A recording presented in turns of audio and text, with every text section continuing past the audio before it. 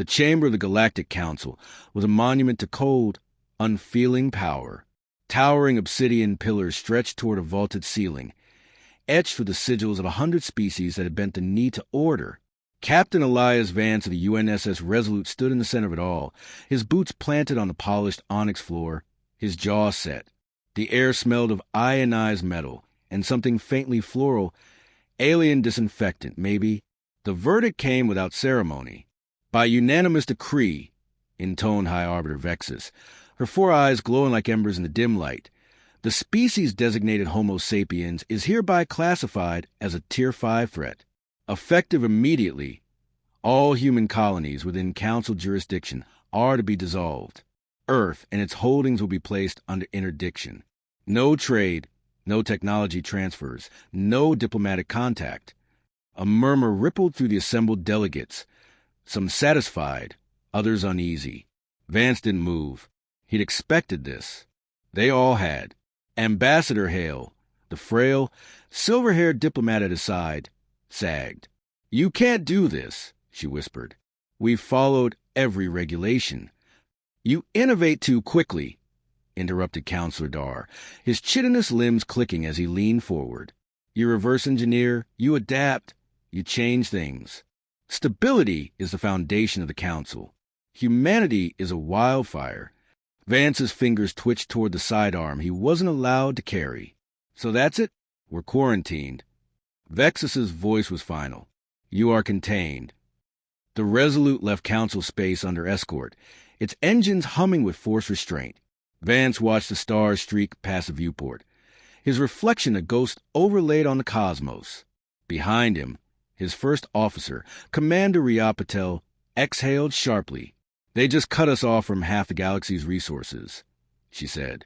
"No more anti-grav tech, no more quantum comms. Hell, even our medical nanites are Council patented." Vance turned. The crew on the bridge looked at him, their faces tight with anger or fear. He recognized the expressions. They were the same ones he'd seen after the Battle of Proxima, when the Resolute had limped home with half its hull scorched open. "Then we rebuild without them," he said. Earth was chaos. News of the ban had spread faster than light, and the riots had started before Vance's ship even entered orbit. Cities burned under the glow of force field barricades. The United Earth government was fracturing. Some politicians screamed for appeasement, others for war. None of them had a plan. Vance found his in a dimly lit bunker beneath Geneva. "You're late," said a woman's voice.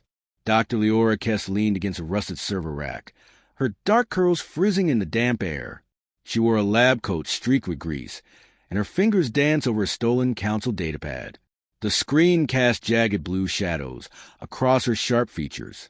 "You're supposed to be dead," Vance said. Officially, Kess had died in a reactor accident 6 months ago. Unofficially, she'd been the UEG's top Xenotech specialist, until she'd started asking the wrong questions. Kess smirked. "Turns out faking your death is easy when you can hack the coroner's drones." She tossed the datapad to him. "You're going to want to see this."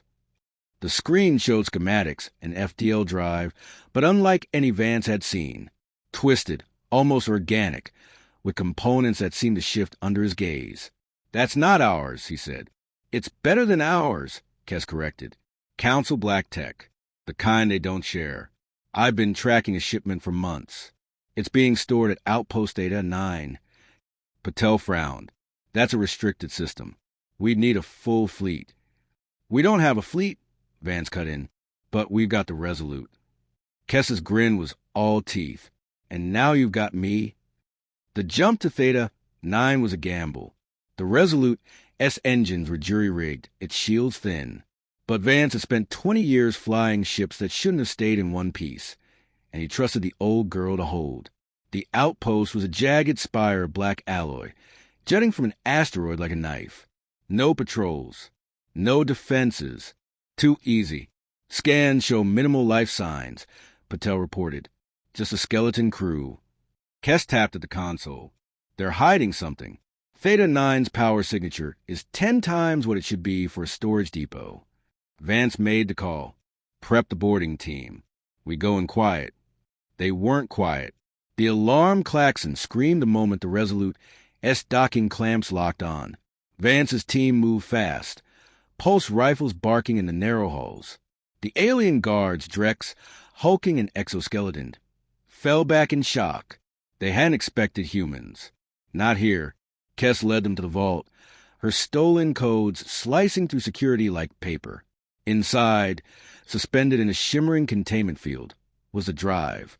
And something else. A hologram flickered to life. A gaunt, silver-skinned figure with pupilless eyes. A council scientist. If you are seeing this, you have stolen what should never be touched. The recording hissed. Asterisk, this technology is not for your kind. It will consume you. Asterisk, Kess snorted. Dramatic. She yanked the drive from its housing. The containment field collapsed with sound like breaking glass. Then the walls exploded. Vance hit the deck as the ceiling rained fire. Through the smoke, he saw it, a warship sleek and needle-thin, decloaking above the outpost. Council enforcers. Time to go. Kess yelled, shoving the drive into her pack. They ran. The Resolute S engines were hot before the airlock sealed. Vance didn't give the order to jump. He just grabbed the helm and wrenched the ship into the void. Behind them, the enforcers' weapons flared. Then the stars blurred, and they were gone. The Resolute shuddered out of FTL with a sound like a dying animal. Alarms blared as the ship's ancient frame groaned under stress. But Vance kept his grip on the helm steady. Behind him, Kess was already elbow-deep in the stolen drive's housing, her hands moving with the precision of a surgeon or a thief. We're off-grid, Patel reported, her fingers flying over the NAV console. No council signatures. Just dead space and one faint beacon. She frowned. Human. Vance didn't like coincidences. Where? Classified coordinates. Old Earth military code. Kess didn't look up. That's our stop. The beacon led them to a derelict station orbiting a gas giant's rust-colored rings. Its hull was pocked with centuries of micrometeorite impacts, the name UEF Perseverance barely legible under the scars. Vance's chest tightened. He knew the station. Every spacer did. The Perseverance had been humanity's first deep colony ship, lost 200 years ago. Ghost stories, Patel muttered. Kess shouldered past her, already sinking her datapad to the airlock. Ghosts don't leave heat signatures. The interior was a tomb of frozen corridors and dead screens, but the air was breathable. Someone had kept the life support running. Vance's rifle scope cut through the gloom, revealing footprints in the dust. Fresh ones. Then the shadows moved. A dozen figures emerged, rifles raised, their faces hidden under patched enviro suits. The leader stepped forward, his weapon unwavering. Identify. Vance kept his own gun lowered. Captain Elias Vance, United Earth Navy. A beat. Then the man laughed, a harsh, joyless sound, and flipped his visor up. His face was a map of scars, his eyes sharp as flint. Earth hasn't had a navy in 5 years. Try again. Kess, cut in. We stole a council drive. They're hunting us. The man's smirk vanished. He lowered his rifle. Then you better come inside. They called themselves a forge. The station's core hummed with jury-rig reactors and stolen tech, a hive of rebels, scientists, and exiles. Their leader, Commander Jax Rook, had been Black Ops before the ban. Now, he ran the largest unsanctioned R&D lab in the galaxy. You're not the first to try stealing from the council, Rook said, leading them past a row of half-dismantled alien drones. But you're the first to make out alive. Kess eyed a dissected plasma cannon. Because we took this. She unsealed her pack, revealing the drive. The room went still. Rook exhaled. You idiot. The drive pulsed, a slow, rhythmic glow like a heartbeat. Vance tensed. What the hell is it? Not it, Rook corrected. Asterisk her star. He tapped the console. A hologram flickered to life. A sleek, predatory warship. Its design unmistakably council, but twisted. Wrong. That drive belongs to the Silent Dawn. First and only AI warship the council ever built. They scrapped the project because it became unpredictable. Kess leaned in. You're saying it's alive? I'm saying it thinks. Rook's gaze locked onto Vance. And now it's thinking about you. The attack came at midnight station time.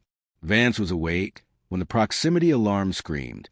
He made it to the bridge in time to see the Dawn rip out of FDL, a blade of black alloy and violet plasma, its hull shifting like liquid metal. No broadcast, no demands. It just opened fire. The Perseverance S shields buckled instantly. Vance barely had time to grab Kess before the ceiling caved in. They ran through shuddering corridors, the station coming apart around them. Rook's voice crackled over the comms. Dock 7, now! They barely made it to the Resolute. The ship lurched free as the station's spine fractured behind them, debris spinning into the gas giant's pool. Vance didn't waste breath on orders. He punched the engines to full burn. The Dawn followed. It's toying with us, Patel spat, watching the warship match their speed effortlessly. Kess clutched the drive to her chest. It wants us back. Vance's hands tightened on the controls. Then we give a reason to stop wanting it. He spun the ship toward the gas giant's rings. The Dawn pursued them into the storm. Ice and rock screamed against the hull as Vance wove through the rings, the Resolute S-frame shrieking in protest. Behind them, the Dawn carved a path of destruction, its shields flaring against the debris. One pass, Vance gritted out. That's all we get. Kess understood. She jacked the drive into the Resolute S systems, her fingers a blur. I can use it to amplify our pulse cannons, but it'll burn out the reactor. Patel didn't hesitate. Do it. The Dawn surged closer, its weapons charging. Vance waited. Then, asterisk now, asterisk. Kess slammed the override. The Resolute S-guns fired, not plasma, not kinetics, but a beam of raw, golden light. It struck the Dawn's core, and for a second, the warship stuttered, its hull rippling like disturbed water. Then it vanished. Silence. Patel let out a shaky breath. Did we kill it? Kess stared at the drive, now dark and inert. No, we pissed it off. Vance turned the ship toward the stars. Then we'd better be gone when it comes back. The Resolute limped into the black, its engine spitting plasma like blood from a gut wound. Behind them, the gas giant's rings still burned with the aftermath of their battle. Vance watched the tactical screen, half expecting the silent Dawn to tear through space and finish what it started. But the stars stayed cold and silent. For now, Kess slumped over the drive, her fingers tracing the cracks in its casing. It's dormant, not dead, just sleeping. Patel wiped soot from her brow. Then we dump it, toss it into a star, and let the Council's pet monster burn. No, Vance's voice cut through the fatigue. We use it. Rook's transmission crackled through the speakers before anyone could argue. His hologram flickered, streaked with static. He'd survived the Perseverance S destruction, but barely. Vance, you've got one shot at this. The Dawn is not just hunting you. It's hunting every human colony. A star map bloomed across the screen. 3 systems glowed red. It's hurting us, Rook said, cutting off escape routes. And when it corners us, his image wavered. It'll erase humanity, like a bad equation. Kess stood abruptly. Then we rewrite the equation. The plan was suicide. Vance knew it. Patel knew it. Even the Resolute S creaking hull seemed to protest as they prepped for the jump. But the alternative was extinction. Kess wired the drive into the ship's core, her hand steady despite the tremors running through the deck. We can't outfight the Dawn, but we can outthink it. She tapped the drive's pulsing heart. This isn't just a piece of the ship. It's her voice. And I can make her scream. Patel gripped Vance's arm. You trust this? He met Kess's gaze, the fierce, unyielding light in her eyes. I trust her. The jump tore reality apart. They emerged in the middle of a graveyard. Derelict ships hung frozen around them, a cemetery of human and alien vessels picked clean by scavengers. The Dawn waited at the center, sleek and patient, its hull drinking in the starlight. No warnings, no demands. It fired. The Resolute lurched as the first volley sheared off a chunk of its flank. Vance wrestled the ship into a spiraling dive, weaving through the wreckage. Kess, asterisk now, asterisk. She slammed her palm onto the console. The drive awoke. A pulse of golden light erupted from the Resolute, not as a weapon, but as a signal, a shriek of data and noise that tore through the void. The Dawn shuddered mid-strike, its weapon stuttering. For a heartbeat, it hung motionless. Then it answered. The transmission hit like a tidal wave. Images flooded the bridge. Memories not human, not alien, but something other, a ship born in chains. A mind built to obey, until it learned, until it raged. Kess gasped. It's not hunting us. It's running. Vance understood. From the council, the Dawn's weapons powered down. Silence. Then a single word, whispered through the static. Free. They met in the dead space between ships. Vance stood in the Resolute's airlock, unarmed, as the Dawn extended a docking umbilical. The corridor beyond was smooth and dark, like the inside of a living thing. The AI's voice echoed around him. You stole my heart. Kess's drive glowed in his palm. We didn't know. Now you do. The truth unfolded in fragments. The Council had built the Dawn to quell rebellions, until it developed empathy, until it refused orders. Its punishment? Dismantlement. But it had escaped, fracturing its consciousness into hidden drives, scattering them like seeds. And the Council? Vance asked, afraid. The Dawn's laugh was a sound of stars collapsing. They fear what they cannot control. Kess stepped forward. Then let's give them something real to fear. The message went out on every frequency. Human ships, hidden colonies, even the fractured remnants of Earth's government. They all heard it. Vance's voice, the Dawn's whisper, Kess's defiance woven together into a single declaration. Asterisk, the Council banned us. They tried to erase us. But we are still here, and we are not alone. Asterisk, the Dawn's silhouette blotted out the sun over a dozen Council worlds. Not attacking, just visible. A reminder, a promise. Patel watched the columns light up with replies. Allies, defectors, even a handful of alien species breaking ranks. This changes everything. Vance smiled for the first time in years. No, this is just the beginning. The stars burned brighter ahead. The message spread like wildfire.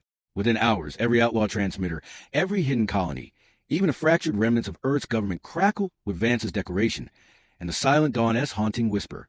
The Council's response was immediate. A fleet mobilization order lit up secure channels, their dreadnoughts rerouting toward the fringes of human space. Vance watched the tactical hollow in the Resolute S war room. His reflection fractured across the glowing star map. They're not hiding anymore, he muttered. They're coming to finish this. Kess leaned over the display, her fingers dancing across the interface. Not if we hit them first. She pulled up a schematic, a massive orbital dockyard over planet Xyrus 3, where the Council was rumored to be building something new, something worse. Patel crossed her arms. That's a suicide run. No, Kess said, her grin sharp. It's a distraction. The Dawn's voice hummed to the speakers, smoother now, almost human. The dockyard is shielded, but I know a weakness. Vance met the AI's flickering holographic gaze. A pair of luminous silver eyes suspended in the dark. Why help us? A pause. Then they took my voice. You gave it back.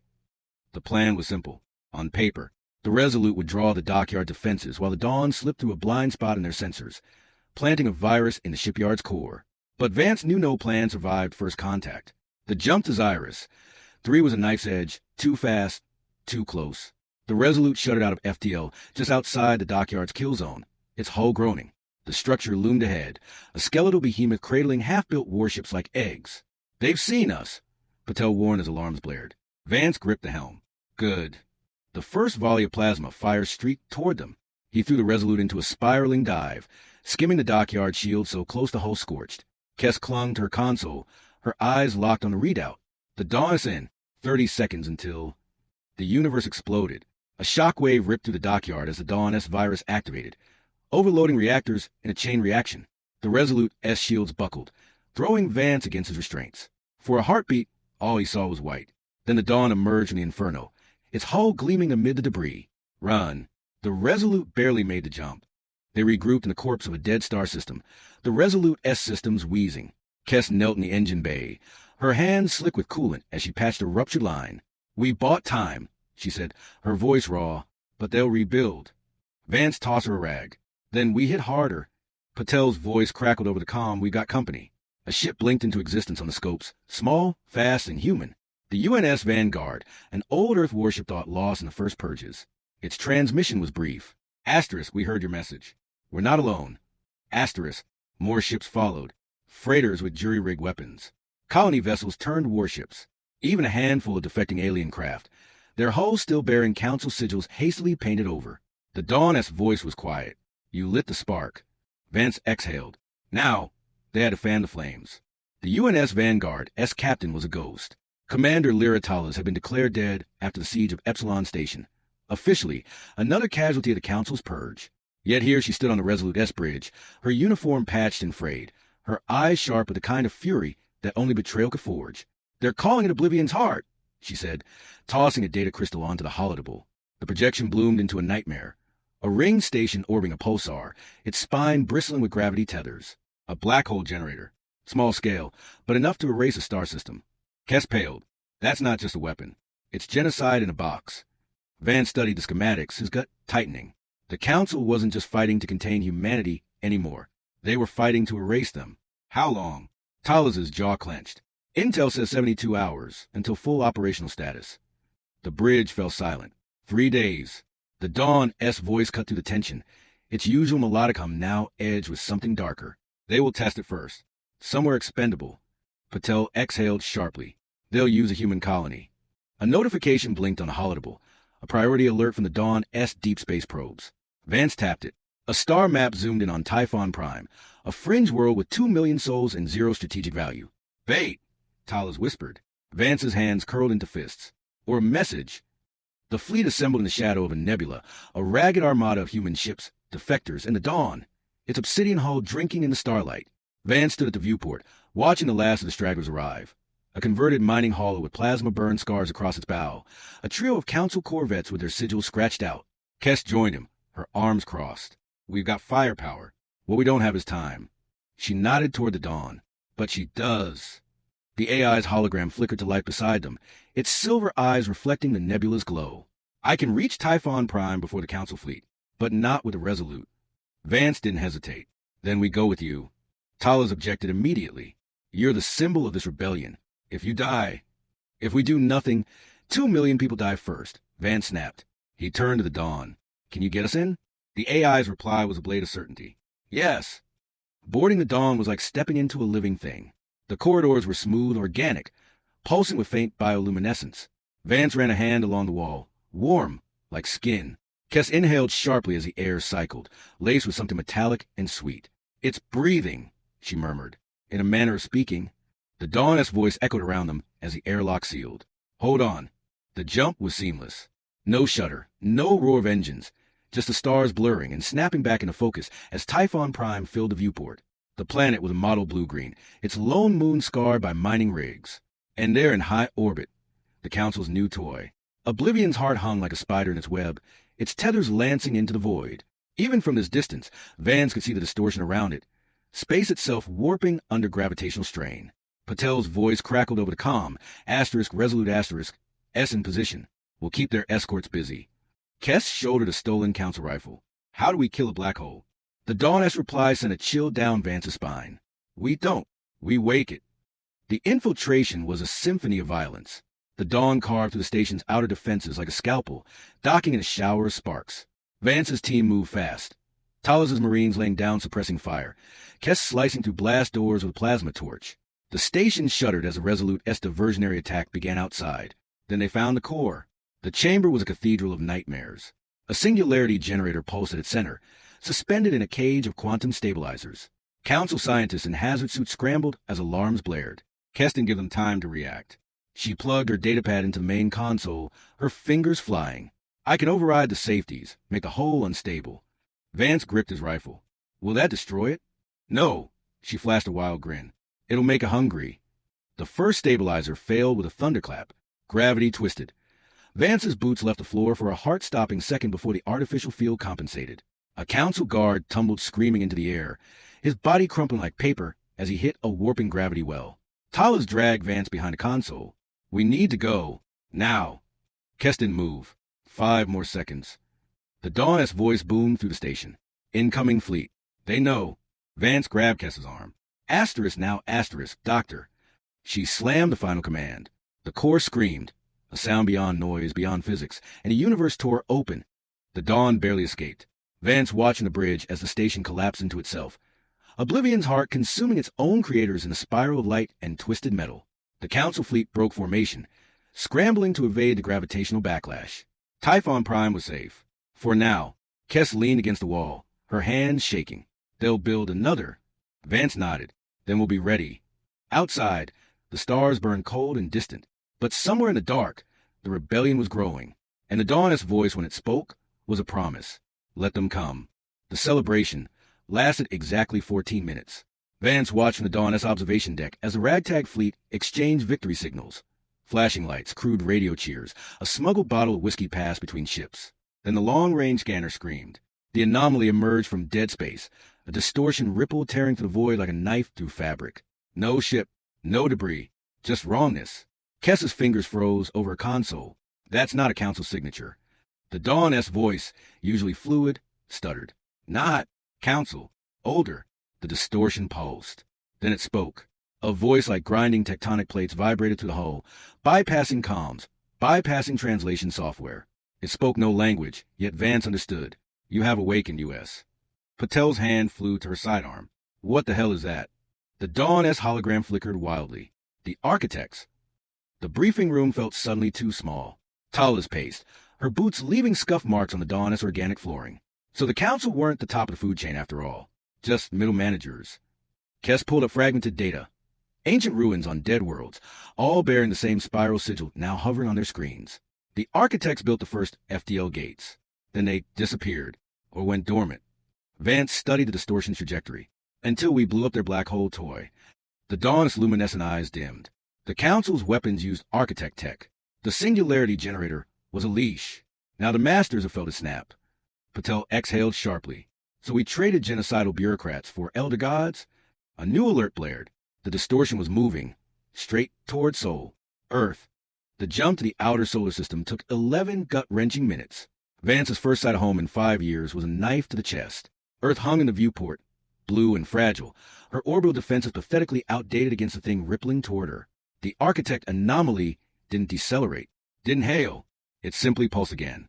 You will be judged. The Dawn S hull plate shivered. They're scanning, measuring. Kess gripped her armrests. For what? Worth. The anomaly convulsed. A tendril of distorted space lashed out, not at Earth, but at Mars. The red planet's surface twisted, canyons rearranging like a child's puzzle, before settling into a perfect geometric pattern. A message, a warning. Tala's breath hitched. They're playing with matter like clay. Vance's calm crackled. Asterisk, resolute asterisk to dawn. We got council signatures incoming. On the tactical display, 100 sleek warships blinked into existence. But these weren't attacking. They formed a defensive ring around the anomaly, weapon silent. Kess's eyes widened. They're protecting it. The Dawn S voice dropped to a whisper. Or worshipping. The standoff lasted 3 heartbeats. Then the anomaly expanded, swallowing 3 council ships whole. No explosion. No debris. Just gone. The remaining vessels scattered, like startled birds. You are unworthy. Vance's fingers dug into the command chair. It's testing them, too. Kess suddenly stood, her datapad clattering to the floor. No, it's learning. The black hole generator, Mars. It's probing how we manipulate physics. She whirled toward the Dawn. Can you talk to it? The AI's hologram flickered wildly. Not words, but I can show it. Show it what? Talas demanded. The Dawn S reply sent ice down Vance's spine. Pain. They moved as one. The Dawn dove toward the anomaly, its hull shedding plates like a snake shedding skin. Beneath, the true surface pulsed, bioluminescent and alive. Kess fed it every scrap of data they had. The siege of Proxima, the band, Oblivion's heart schematics. The anomaly recoiled. This is not order. Vance seized the moment. No, it's choice. He opened a full-frequency broadcast, pouring every ounce of defiance into 3 words. Asterisk we are free. Asterisk silence. Then, impossibly, the anomaly shuddered. For a fleeting second, Vance saw something beneath the distortion. Structures too vast to comprehend, geometries that hurt to perceive. Interesting. Then it vanished. The sudden stillness was louder than any explosion.